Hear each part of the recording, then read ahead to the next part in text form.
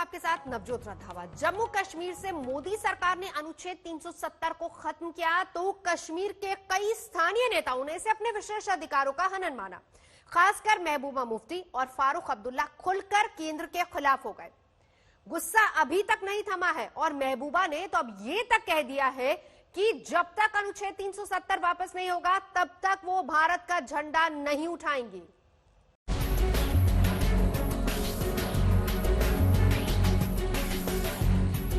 जिस वक्त हमारा ये झंडा वापस आएगा हम उस झंडे को भी उठा लेंगे। अपनी सारी सियासत लुट जाने की तड़प लिए खामोशी और गुमनामी में 14 महीने की नजरबंदी बिताने के बाद शुक्रवार को पीडीपी अध्यक्ष महबूबा मुफ्ती की जुबान को पहली बार मौका मिला। उन्हें जो कहना था वो पहले से हर कोई जानता था, लेकिन अपने दिल की बात में वजन डालने के लिए वो टेबल पर 2 झंडे भी लेकर बैठी। एक झंडा उनकी पार्टी का था और दूसरा जम्मू कश्मीर का पुराना झंडा, जिसका 5 अगस्त 2019 के बाद वजूद ही खत्म हो गया। देखो, झंडा तो मेरा ही झंडा तो ये है, सामने मैंने रखा है। जिस वक्त हमारा ये झंडा वापस आएगा हम उस झंडे को भी उठा लेंगे, मगर जब तक हमारा अपना झंडा डाकुओं ने डाके में ले लिया है तब तक हम किसी और झंडे को हाथ में नहीं उठाएंगे। Whatever is to be done we'll do that। मैंने तो खून की बात की। मैंने कहा अगर इस बार लीडर्स को अपना खून देने की जरूरत पड़ेगी, Mehbooba Mufti will be the first one to do that. और मैंने पहले भी कहा, जाती तौर पे जाती पार्टी के वर्कर से मिलके बात करेंगे हम, फिर पीपल्स अलायंस की पार्टी मिलेंगे, हम आपस में बात करेंगे। जो इलेक्शन का, जहां तक मेरा जात का, महबूबा मुफ्ती की जात का सवाल है, I have no interest in elections, let me tell you that. मैं जो आईन जिसके अंदर मैं इलेक्शन लड़ती थी, जब तक वो आईन हमें वापस नहीं होता, Mehbooba Mufti has got nothing to do with the elections, let me tell you that. तिरंगे को लेकर महबूबा मुफ्ती का ये ऐतराज पुराना है। जम्मू कश्मीर को वो अपनी मिल्कियत समझती रही हैं, लिहाजा धारा 370 का खत्म होना उनके लिए जायदाद लुट जाने जैसा है। लेकिन उनके पुराने सियासी साथी नसीहत दे रहे हैं कि वो जितनी जल्दी अपना भ्रम दूर कर लें उतना अच्छा है, क्योंकि 370 तो अब नहीं लौटने वाली। यदि वो मुख्य धारा की भारत की राजनीतिक हैं तो उन्हें भारत के तिरंगा उठाने में आपत्ति क्यों है? और यदि आपत्ति है तो इसका अर्थ ये हुआ कि जो हम इतने वर्षों से बात कह रहे हैं वो एक बार पुनः सिद्ध होती है। पीडीपी हो चाहे वो नेशनल कॉन्फ्रेंस, जब वो सत्ता में बैठते हैं तो भारत माता की जय कहते हैं, जब वो सत्ता से बाहर हो जाते हैं तो पाकिस्तान की जय करते हैं। मैं जम्मू कश्मीर के माननीय उपराज्यपाल महोदय जी से निवेदन करता हूं कि महबूबा मुफ्ती ने जो राष्ट्रद्रोह किया है, इसका तुरंत संज्ञान लेकर महबूबा मुफ्ती पर राष्ट्रद्रोह का मुकदमा दायर करके इसको फिर से जेल की सलाखों के पीछे बंद कर दिया जाए। 22 अक्टूबर को जम्मू कश्मीर में 1947 के कबायली हमले की बरसी मनाई गई, लेकिन धारा 370 के नाम पर जार-जार रोने वाली महबूबा मुफ्ती और अब्दुल्ला परिवार ने इस मौके पर जुबान तक नहीं खोली। विभाजन और फिर कबायली हमले झेलने वाले परिवार इस दोहरी राजनीति पर लानतें भेज रहे हैं। कहाँ थे उमर अब्दुल्ला, जो अक्सर जो है बहुत एक्टिव रहते हैं, सोशल मीडिया पे अपनी बात पहुंचाते हैं? कहाँ थी महबूबा मुफ्ती या उनकी आगे आने वाली जो डायनेस्टिक है जिन्होंने उनका हैंडल समाया? उनमें से क्यों कोई था अपने लोगों के लिए नहीं बोला? उन्होंने अपने जो लोग थे, चाहे जम्मू की बात करें या मैं कश्मीरियों की बात करूं, कितने ही हमारे लोग जो थे जो शहीद हुए इन कबायलियों के हमले से, क्यों उनके लिए एक शब्द इनके मुंह से नहीं निकला?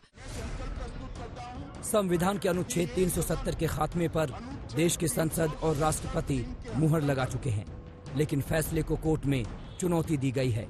दूसरी ओर धारा 370 को लेकर अलग अलग राजनीतिक विचारधारा भी हो सकती है और इसे हटाना या वापस लाना बहस का मुद्दा भी हो सकता है।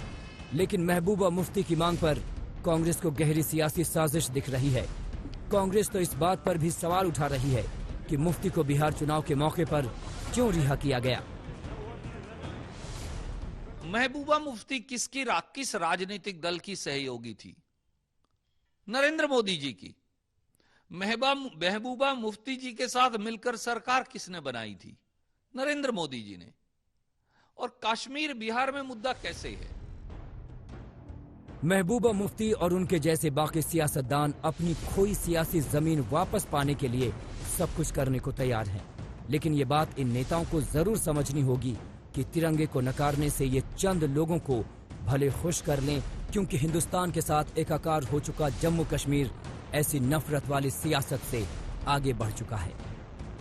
श्रीनगर से शुजाउल हक, जम्मू से सुनील भट्ट और दिल्ली से आनंद पटेल के साथ आज तक ब्यूरो। बिहार में लोकल मुद्दों से ज्यादा अब राष्ट्रीय मुद्दों और राष्ट्रवाद पर सभी वोकल हैं। बिहार की चुनावी जंग में प्रधानमंत्री नरेंद्र मोदी उतर आए हैं। उधर राहुल गांधी ने भी जोर लगाया। चुनावी रण में 370 से लेकर चीन गलवान तक की बात हो रही है, लेकिन इससे बिहार अपने लोकल मुद्दों से पीछे चला गया है। जिस चुनाव को लोकल पर वोकल होना था, उसमें राष्ट्र और राष्ट्रवाद की फीलिंग आ रही है। बिहार के सपूत गलवान घाटी में तिरंगा के खातिर शहीद हो गए, लेकिन भारत माता के माथा न झुके दले। सवाल दूसरा है, जब बिहार के युवा सैनिक शहीद हुए, उस दिन हिंदुस्तान के प्रधानमंत्री ने क्या कहा और क्या किया? पुलवामा हमले में भी बिहार के जवान शहीद भइले। हम उनके चरण में शीश झुकावतानी, श्रद्धांजलि देवतानी। आपसे झुकाने की बात मत कीजिए। आप हमारे वीर सैनिकों को यह बताइए कि चाइना को आप हिंदुस्तान से कब बाहर फेंकोगे? यह बताइए। ये लोग जिसकी चाहे मदद ले लें, देश अपने फैसलों से पीछे नहीं हटेगा। जब चाइना हमारी जमीन के अंदर आए, तो हमारे प्रधानमंत्री ने हमारे वीरों का अपमान करते हुए ये क्यों बोला कि हिंदुस्तान के अंदर कोई नहीं आया? सवाल भाइयों और बहनों ये है। चीन, गलवान, सेना, सैनिक और 370। बिहार की चुनावी जंग में अब इन्हीं की गूंज है। क्या प्रधानमंत्री नरेंद्र मोदी, क्या राहुल गांधी बिहार की लड़ाई में नेशनल लीडर उतर गए तो चुनाव भी लोकल नहीं रहा, ना मुद्दे लोकल रहे। फर्स्ट डे फर्स्ट शो में ही चुनावी पिक्चर बदल गई। पुलवामा हमले में भी बिहार के जवान शहीद भइले। हम उनके चरण में शीश झुकावतानी, श्रद्धांजलि देवतानी। आप सिर झुकाने की बात मत कीजिए। आप हमारे वीर सैनिकों को यह बताइए कि चाइना को आप हिंदुस्तान से कब बाहर फेंकोगे? यह बताइए। राष्ट्रीय मुद्दों की ये लड़ाई बिहार चुनाव में हावी हो चुकी है। मैदान जंग में पीएम मोदी के उतरने से हवा बदल चुकी है। प्रधानमंत्री नरेंद्र मोदी ने आज बैक टू बैक 3 रैलियां की है। सासाराम, गया और भागलपुर से धमाकेदार प्रचार शुरू किया।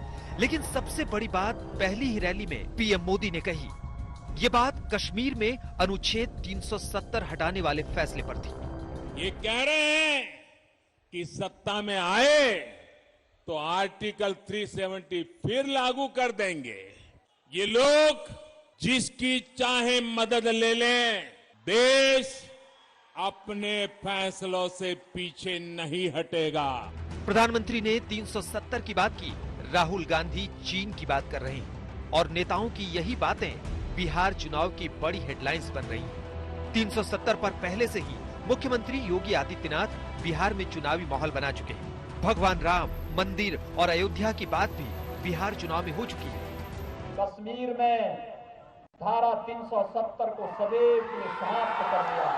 अगर पालीगंज का भी कोई नौजवान चाहता है कि उसे पालीगंज के साथ साथ श्रीनगर में भी एक मकान बनाना है, तो अब जाकर के वहां पर जा सकता है और श्रीनगर में भी अपने लिए मकान खरीद सकता है। हमने तो जनता का काम भी किया और राम का काम भी किया है। इन मुद्दों में सबसे नया मुद्दा तो फ्री कोविड वैक्सीन का जुड़ गया है। वैक्सीन अब तक आई भी नहीं, लेकिन चुनाव में इस पर बात हो रही है। कोरोना वैक्सीन जब बन जाएगी, बिहार में हमारी सरकार बन रही है, तो बिहार सरकार केंद्र सरकार के साथ सहयोग कर बिहार के लोगों को, कोरोना पीड़ित लोगों को ये वैक्सीन मुफ्त उपलब्ध कराएंगे। ये वैक्सीन अगर आएगा तो ये देश का होगा ना कि बीजेपी का होगा। तो ये तो बेवकूफ बनाने वाली बातें हैं। ऐसा लगता है कि बिहार का चुनाव अब देश का चुनाव बन गया है। बिहार के मुद्दे बैकफुट पर चले गए हैं और इन पर चर्चा धीरे धीरे कम होती जा रही है। आज तक ब्यूरो। देश में सर्दी आने वाली, लेकिन महाराष्ट्र और कर्नाटक में अभी बारिश और बाढ़ का कहर बरप रहा है। बेंगलुरु तो बाढ़ से बेहाल है, पूरे शहर में दरिया बहता नजर आएगा। आप भी देखिए कैसे बेमौसम प्रकृति रंग दिखा रही है।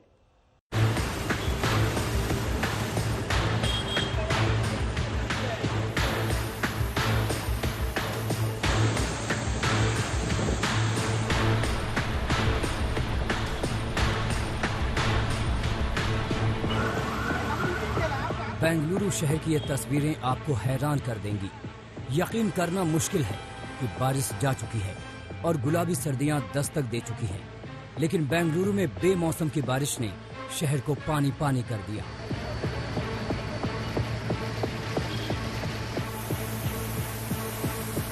देखिए कैसे शहर में आई बाढ़ में ये लाल कार बह रही है। किसी में दम नहीं कि पानी की रफ्तार से इसको बचा ले।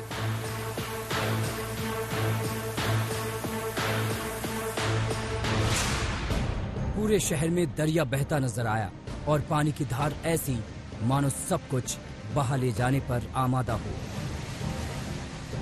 एक तो भारी बारिश ने हालात खराब किए और उस पर शहर के बाहरी हिस्से हेसाकोरे हल्ली में एक झील में आई दरार ने रही सही कसर पूरी कर दी। पूरी रफ्तार के साथ पानी शहर में घुस गया और इसके बाद जो कुछ हुआ आपके सामने है। दर्जनों सड़कें पानी से लबालब थी।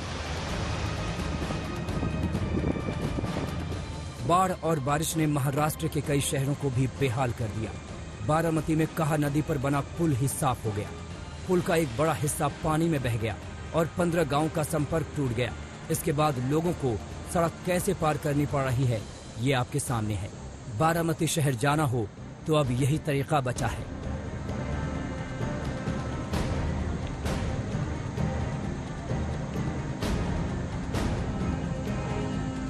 बारामती में तबाही हर तरफ हुई। देखिए किस तरह बाढ़ और बारिश ने जमीन को बुरी तरह काट डाला। जमीन का ऐसा कटान हुआ कि 15,000 एकड़ जमीन पानी में समा गई। पीछे लोगों के पास बच गए सिर्फ आंसू और बेबसी।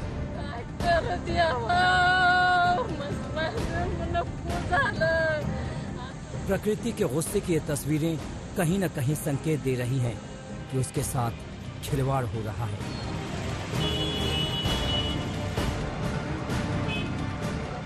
बारामती से वसंत मोरे के साथ बेंगलुरु से नोलन आज तक। हो सकता है कि बात बात पर आतंकवाद को रोकने का दावा करने वाले पाकिस्तान के प्रधानमंत्री दहाड़ मारकर रोते नजर आए, क्योंकि पाकिस्तान की कंगाली और बदहाली अभी और बढ़ने वाली है। FATF ने साफ कर दिया है कि पाकिस्तान आतंकवाद के खिलाफ कार्रवाई नहीं कर रहा, लिहाजा उसे ग्रे लिस्ट में ही रहना होगा। और बढ़ेगी पाकिस्तान की कंगाली और बढ़ेगी इमरान खान की बदहाली। आतंक पर कार्रवाई में पाक हुआ फेल। दुनिया समझ गई पाक का खूनी खेल। थोड़ा और इंतजार कीजिए, खान साहब यानी आतंक के भाईजान के चेहरे की मुस्कुराहट पूरी तरह गायब हो जाएगी। हम ऐसा इसलिए कह रहे हैं क्योंकि FATF यानी फाइनेंशियल एक्शन टास्क फोर्स की पेरिस में हुई ऑनलाइन बैठक में पाकिस्तान को कोई रियायत नहीं दी गई और ये साफ हो गया कि हमारा पड़ोसी मुल्क आतंकवाद पर कार्रवाई की सिर्फ बातें करता है। FATF ने फैसला किया है कि पाकिस्तान अभी ग्रे लिस्ट में ही रहेगा, क्योंकि पाकिस्तानी सरकार आतंकवाद के खिलाफ 27 सूत्रीय एजेंडे को पूरा करने में विफल रही है। साथ ही पाकिस्तान ने संयुक्त राष्ट्र के प्रतिबंधित आतंकवादियों के खिलाफ भी कोई ठोस कार्रवाई नहीं की है। अंतर्राष्ट्रीय स्तर में पाकिस्तान को एक बार फिर बड़ा झटका। बड़े इंतजार के बाद बुरी खबर आई FATF से। FATF ने फिर से पाकिस्तान को रखा ग्रे लिस्ट पर। पाकिस्तान ने FATF की ग्रे लिस्ट से निकलने के लिए खूब मेहनत की, टर्की को दोस्त बनाया, लेकिन उसकी सारी कोशिशों पर पानी फिर गया। FATF की बैठक में टर्की ने दलील दी कि पाकिस्तान 27 में से 21 मानकों को पूरा कर चुका है और 6 मानकों के लिए उसे थोड़ा वक्त देना चाहिए। लेकिन अमेरिका, ब्रिटेन, फ्रांस और जर्मनी में से किसी को भी पाकिस्तान की प्रतिबद्धता पर रत्ती भर भी भरोसा नहीं है। दिलचस्प ये कि पाकिस्तान के समर्थन में उतरे टर्की की दलील पर चीन ने भी भरोसा नहीं किया। उधर पाकिस्तान की बेशर्मी देखिए कि अपनी किरकिरी पर भी अपनी पीठ थपथपा रहा है। इमरान के मंत्री हम्माद अजहर ने ट्वीट किया, पाक ने FATF में बड़ी कामयाबी हासिल की, 27 में से 21 मानक पूरे हो गए। इस साल में हम 5-27 से 21-27 हो गए। जून 2018 में FATF ने पाकिस्तान को ग्रे लिस्ट में शामिल किया था और अब अगले साल वो फरवरी तक ग्रे लिस्ट में बना रहेगा। पाकिस्तान के FATF के लिस्ट में बने रहने का मतलब ये होगा कि पाकिस्तान की आर्थिक स्थिति का और बेड़ा गर्क होगा। पाकिस्तान को IMF और वर्ल्ड बैंक से आर्थिक मदद मिलना मुश्किल होगा। दूसरे देशों से भी पाकिस्तान को आर्थिक मदद मिलना बंद हो सकता है। यानी आतंक के सौदागरों को पालने के चक्कर में पहले से ही कंगाली के हाल में जी रहे पाकिस्तान की हालत और खराब हो जाएगी। गीता मोहन के साथ आज तक ब्यूरो। भारत बायोटेक कंपनी के कोरोना टीके को तीसरे फेज के ट्रायल की मंजूरी मिल गई है। वैक्सीन की फेज 3 का ट्रायल दिल्ली, मुंबई, पटना, लखनऊ सहित 10 राज्यों की 19 जगहों पर किया जाएगा।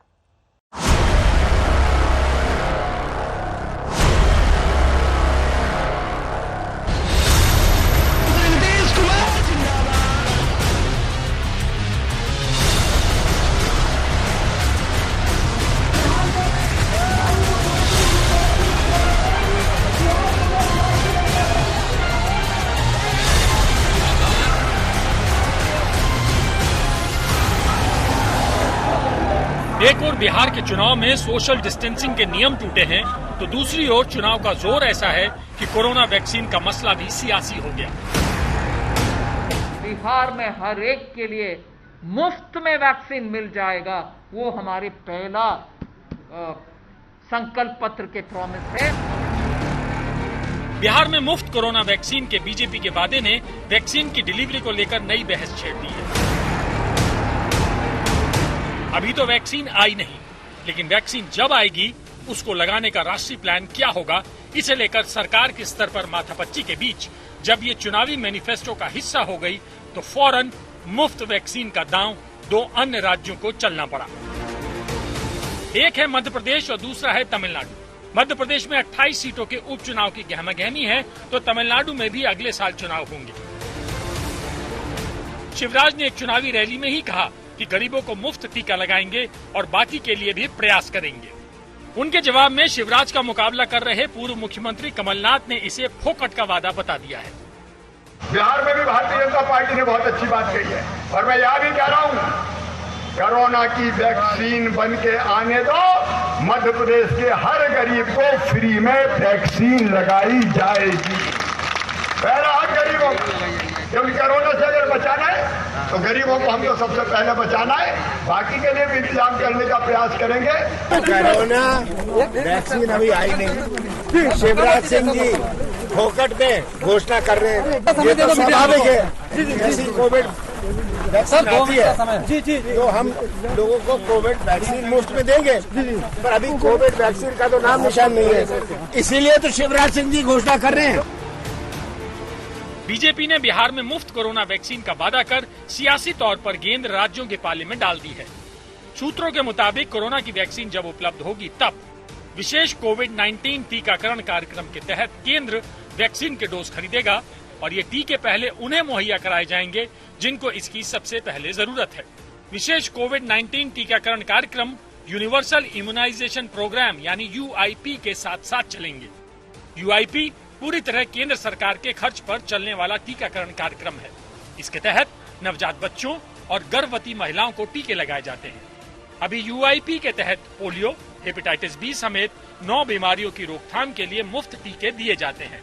बिहार का बीजेपी का चुनावी घोषणा पत्र एक तरह से ऐलान कर रहा है कि कोविड-19 टीकाकरण राज्यों को मुफ्त नहीं मिलेगा। जाहिरी तौर पर मुफ्त वैक्सीन का बीजेपी का वादा चुनावी दांव के साथ साथ केंद्र को भी सहूलियत दे रहा है। इसीलिए विपक्षी पार्टियां बीजेपी के वैक्सीन वाले वादे को भेदभावपूर्ण बताने से लेकर जुमला तक करार दे रही हैं। हम तो ये कहना चाहते हैं कि ये वैक्सीन तो देश का है, बीजेपी चुनावी जुमला है भैया, चुनावी जुमला है। डिस्क्रिमिनेशन करेगी, जो हमें वोट नहीं देता है उसे वैक्सीन नहीं मिलेगी, सिर्फ हमें वोट देता है उसको वैक्सीन मिलेगी। ये तो एक क्रूरता है, निर्घृणता है। प्रधानमंत्री तो कम से कम ये बता देते कि इंसान की जिंदगी जो है वो चाहे बिहार का हो या यूपी का हो या गुजरात का हो, संविधान के लिहाज से हर एक की जिंदगी बराबर है। तो ये किस तरह की राजनीति प्रधानमंत्री कर रहे हैं कि सत्ता मिलने पर ही आप इंजेक्शन देंगे या वैक्सीन देंगे। कोरोना वैक्सीन चुनावी वादे में शामिल हुई है, इस पर विपक्ष के ढेरों सवाल हैं। लेकिन चुनाव में ऐसा वादा करने पर बीजेपी फंसती नहीं दिख रही है। 2015 में सुप्रीम कोर्ट ने झूठे चुनावी वादों पर रोक लगाने वाली याचिका ये कह के खारिज की थी, इसे जनता की अदालत में तय होने दीजिए। 2019 लोकसभा चुनाव में चुनाव आयोग ने भी सबके बैंक खाते में पैसा डालने के कांग्रेस के न्याय स्कीम के वादे को अनुचित प्रभाव डालने की कोशिश मानने से इनकार किया था। 2019 के चुनाव में कांग्रेस तो वोटर्स को मुफ्त के वादे पर राजी नहीं कर पाई, लेकिन अब बिहार के चुनाव में क्या असर होगा, नतीजे 10 नवंबर को पता चलेंगे। दिल्ली से मिलन शर्मा और पटना से रोहित सिंह के साथ आज तक ब्यूरो। सुबह सुबह में अभी के लिए बस इतना ही। देश और दुनिया की बाकी खबरों के लिए देखते रहिए आज तक।